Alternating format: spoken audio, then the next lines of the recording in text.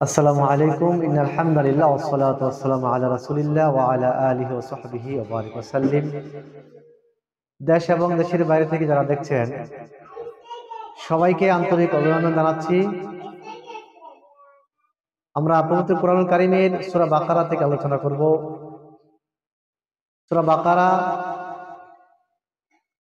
এটি মাদানী সূরা। এর আয়াত নম্বর হচ্ছে 286। রাসূল সাল্লাল্লাহু আলাইহি সাল্লামের এবং ইহুদিদের বিভিন্ন ইতিহাস, বিভিন্ন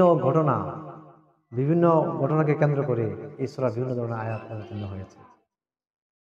তো বনী ইসরাইলের এক লোক হত্যার শিকার হয় এবং সেই হত্যাকারীকে সেটি কেউ জানত না। মুসা আলাইহিস সালামের কাছে একদল লোক এসে সে হত্যাকারীর কে সেটি জানার জন্য লোকেরা যখন আবদার করলো, তখন মুসা আলাইহিস সালাম তাদেরকে বললেন যে একটা গরু নিয়ে আসো, তারপরে সেটাকে জবাই করো, তারপরে এর উরুর রান, সেই রানের যে গোশত সেটাকে আলগা করে মৃত ব্যক্তির শরীরে স্পর্শ করো। তখন মৃত ব্যক্তি জীবিত হয়ে তার হত্যাকারীর নাম বলে দিবে। এই ঘটনাকে কেন্দ্র করে এই যে এই বাকারার নামকরণ এবং বনী ইসরাইলের এই ঘটনা স্মরণ করে দিয়ে আল্লাহ সুবহানাহু ওয়া তাআলা এই সূরাটুকু নাযিল করেন। প্রথম দিকের কিছু আয়াত আমরা দেখি, এখানে কি আল্লাহ তাআলা কি বলছেন। বিসমিল্লাহির রহমানির রহিম। আলিফ লাম মিম যালিকাল কিতাবু লা রাইবা ফীহি। আল্লাহ সুবহানাহু ওয়া তাআলা এই সূরার মধ্যে হরফে মুকাত্তাআত দিয়ে শুরু করেছেন, বিচ্ছিন্ন আয়াত। এগুলিও কোরআন শরীফের আয়াত,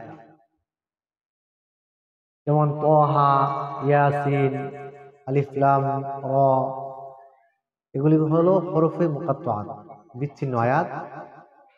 এর অর্থ একমাত্র আল্লাহ সুবহানাহু ওয়া তাআলা ভালো জানেন। মুফাসসির কেরাম বলেছেন আল্লাহু আ'লামু বিমুরাদিহি, যে এর যে উদ্দেশ্য, এর যে হাকিকত, এটা আল্লাহ তাআলাই ভালো জানেন। তো অনেকে বলতে চেয়েছেন যে এটা তো কোরআনের কোড, কোরআনিক কোড, যে কোরআন যে স্বয়ংসম্পূর্ণ মহান আল্লাহ রাব্বুল আলামিনের পক্ষ থেকে নাযিলকৃত কিতাব। এই ধরনের আয়াতে কারিমা কোরআনের শুরুতে দিয়ে মানুষের মুখকে স্তব্ধ করে দেওয়া হয়েছে। এবং আল্লাহ সুবহানাহু ওয়া তাআলা এই কোরআনের ব্যাপারে বলছেন যালিকাল কিতাব, এই সেই কিতাব, লা রাইবা ফীহি, যার মধ্যে কোনো সন্দেহের অবকাশ নেই।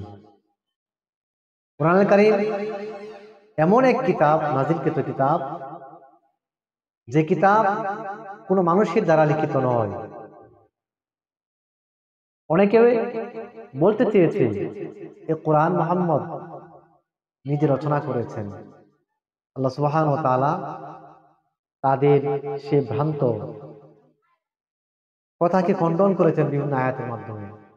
যেমন নবী সাল্লাল্লাহু আলাইহি সাল্লাম তিনি নিজে কোনো প্রাতিষ্ঠানিক শিক্ষা কেন্দ্রে শিক্ষা করেন নাই। আল্লাহ সুবহানাহু ওয়া তাআলা তাকে হেরা গুহায় নিজেই শিক্ষা দিয়েছেন।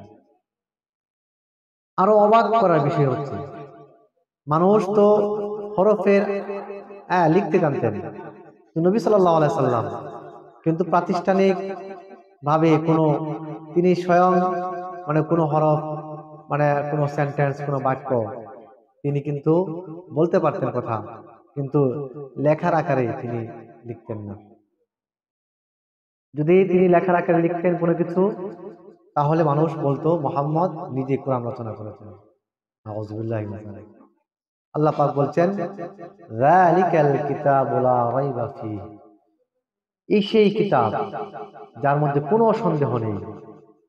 হুদাল লিল মুত্তাকিন, এই কিতাব কেন পৃথিবীতে এসেছেন, এই কিতাবের নাযিলের উদ্দেশ্য কি, সেটা আল্লাহ তাআলা বলে দিয়েছেন হুদাল্লিল মুত্তাকিন, যে মুত্তাকি যারা আছে তাদেরকে এই কিতাব পথ দেখাবে, পথ প্রদর্শন করবে। বন্ধুগণ, তো আমরা আজকে এতটুকু জানলাম যে কোরআন হচ্ছে আল্লাহ তাআলার পক্ষ থেকে কিতাব নাজিলকৃত, এবং মুত্তাকি যারা, যারা আল্লাহকে ভয় করে, তাদের জন্য এই কোরআন হচ্ছে হেদায়েতের গ্রন্থ।